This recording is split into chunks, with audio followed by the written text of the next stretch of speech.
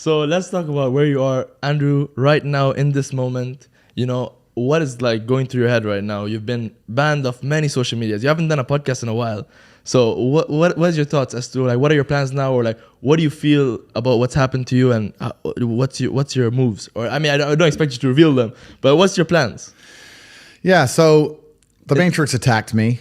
Yeah. They tried to remove me from social media. They've used their bullets. They used their bullets. I'm still all over social media, so they failed. They failed.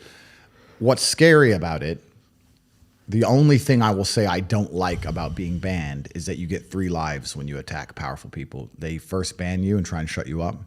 Secondly, they'll put you in jail for something you didn't do. And thirdly, they'll kill you. So I've used my first life, which is kind of upsetting when you know that next is going to be some false charges. The 2 worst ones. Yeah, and if you survive the false charges, you just die. Jesus. So that's kind of upsetting. But that's kind of upsetting. It is. I like to, it's kind of upsetting. I like to think that people at home know if I ever ended up in a jail cell and the media started printing why, that they'd know it's a pure lie they made it up. Yeah. But that's kind of scary. Outside of that, the ban in and of itself has not. I don't care, bro. It's made no difference to my life. The only thing Instagram was good for was a bunch of chicks, and you know that's all. That's the only thing I used it for. And you have them in. I do okay. You know, I don't need it, so I don't care about any of that stuff. Yeah. I do think the social media companies have made a mistake. I think they're now realizing they've made a mistake. Are they contacting you? I can't say what's happening, but I do believe I will be reinstated. However, it's truly not that important at this time. If I had to martyr my social media accounts to show the world that everything I was saying was true about the Matrix, then it was worth it, right? Yeah. All they did was prove me completely and utterly right. Yeah, you've said it 100 times on different episodes. I'm going to be deleted. They're going to try to silence me. Yeah. I wish someone would make a compilation of all these clips, because you said it like 100 times. Yep, I said it over and over again. They're going to remove me. They're going to ban me. They're going to... I knew exactly what was going to happen, and they proved me completely and utterly right, and it backfired. They tried to put a media spin on the event and convince the world that I'm a bad person, and that has failed. Nobody believes I'm a bad person. 99% of the comments on any of my videos are positive. I'm speaking to people who are now waking up and understanding that the media machine lies. And the only people who truly dislike me are the slave minds. If I ever hear about somebody disliking me, when you ask them why, they don't know. They don't know. Yeah. And that's what's scary. What's scary to me is that there's people out there that have a strong emotional reaction to scenarios, people, or events, and they don't even know why. They just read a headline. But that's the true slave mind. When someone can say a name to you and you're furious and you go, why are you angry? I don't know. Like that shows how programmed you are. They can control his emotions like this. They can control you. Yeah. So anybody who's critically thinking, anybody with a brain. It's a problem. Yeah. So anybody with a brain who can think for themselves likes me, and anybody who hates me is barely sentient. So it's kind of good where now I have a very strong filter. Like, I don't like you. I know you're an idiot. That's fine. Instantly. Instantly, I know you're an idiot.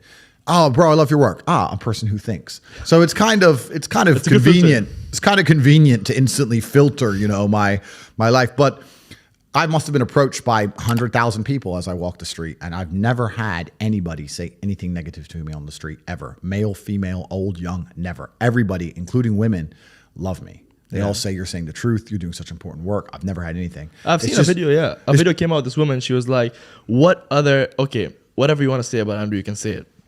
But who are the mentors that the youth have today?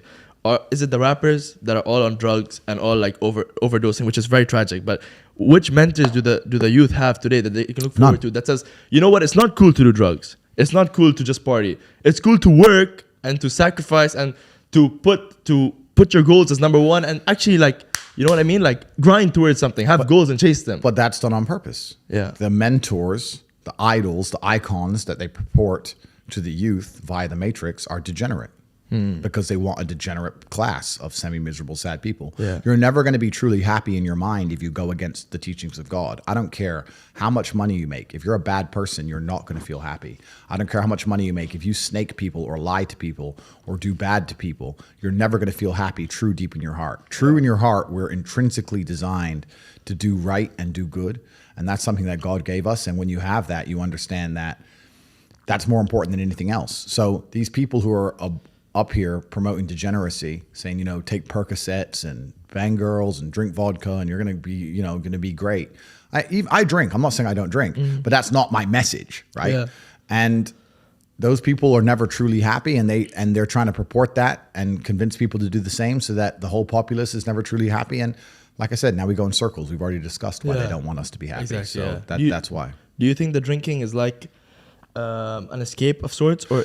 I love alcohol, right? I drink, right? So I'm a drinker, but it's not my message. I don't sit here on a podcast and say, everyone drink.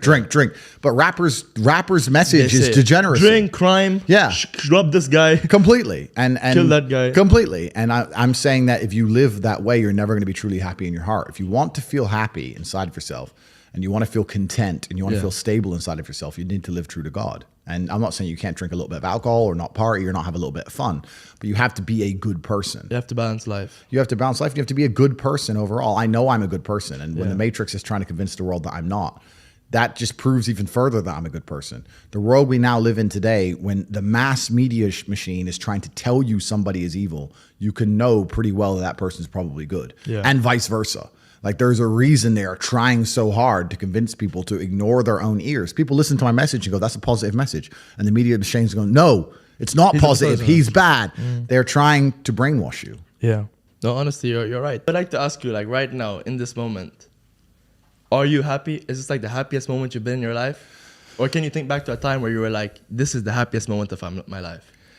I don't believe in the societal paradigms in which they have tried to construct this idea of happiness. I don't believe or subscribe to the way that happy and sad is currently understood by the masses of the population. I think if you are anything less than absolutely distraught, you are happy. You're a version of happy. It's like saying gray is a version of black, right? No matter how light the gray is, you can still call it a version of black. And unless you've gone through an event, which hopefully doesn't happen too often, like the passing of a family member or something that's truly destructive and detrimental to your mindset. Besides these events, which hopefully only happen a few times in your life, you should be happy. If you're not crying or paralyzed in silence due to the absolute magnitude of a detrimental circumstance or the absolute magnitude of a negative event, then you are a version of happy. So I am always happy is the short answer. I don't believe in not being happy. I don't believe in not saying to myself I'm happy. I'm always a version of happy. And this idea of chasing happiness and always being concerned and preoccupied with how happy you are is actually the biggest mistake that a lot of people make, I think, in the world today. Especially men who wake up and go, oh, I don't really feel happy, so I need to get happier. And that's how they end up down a hedonistic path of drugs or alcohol or gambling, chasing pleasure. I don't care how I feel. Yeah. I don't care if I feel happy or sad. It doesn't really affect what I do each day. I do the exact same things. I act the exact same way. I don't care. Yeah. I don't put weight to the significance of the emotion. So I always consider myself a happy person, but if I woke up and I was slightly less happy one day than another, it wouldn't affect anything I do, and I wouldn't put any relevance to it. I'm human, and that's life. And so, am I any happier now that I have hundreds of millions of dollars than before I was broke? Yeah. Not really, but I was never unhappy. I'm the same state that I was then that I am now. I have work to do, and I will do it. It's as simple as that.